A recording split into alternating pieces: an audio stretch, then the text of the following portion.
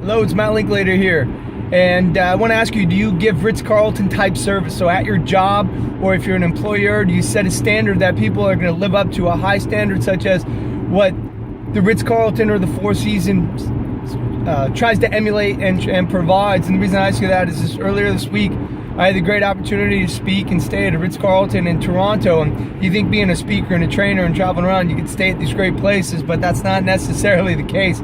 But this week was certainly a treat, and I was staying at the Ritz-Carlton.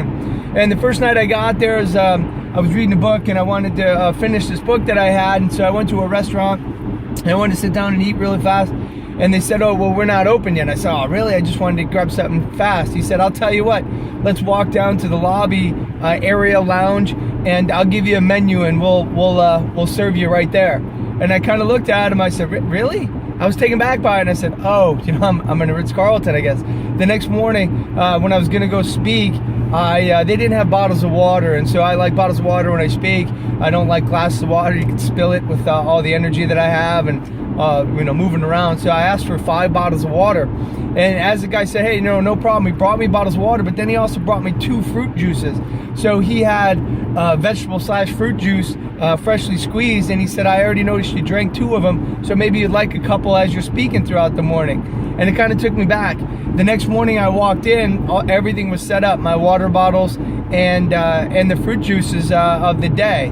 And the reason I bring that to your attention is, do you go beyond what is expected of you? See, he didn't have to do that. And then you could say, why does Ritz-Carlton do that? Well, is it their leadership?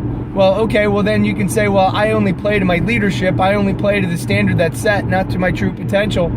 And so where does it come from? And I really believe that it is great leadership. It is the atmosphere. It is the environment that they foster. And so certainly people do need a great environment, a great atmosphere. I mean, case in point is, I've seen my brother when he was at Ball State, they turned around a program that was 15 and 30. The next year they were like 30 and 15. So I get that it is the leadership, but I'm encouraging you to take it upon yourself and play to your full potential. Play to your full potential every day, not to the standard that's set for you. And if you have an organization, set a high standard. Set a standard and foster an atmosphere that provides the standard of a Ritz-Carlton and the service of a Ritz-Carlton. So if you are an employee, or if you are a single entrepreneur, if you will, and don't have any employees, play to the potential of a Ritz-Carlton and provide that great service. And if you are an employer, provide that atmosphere, provide that leadership, and set that standard so high that you provide the experience of a Ritz-Carlton. So go out there and play to your full potential.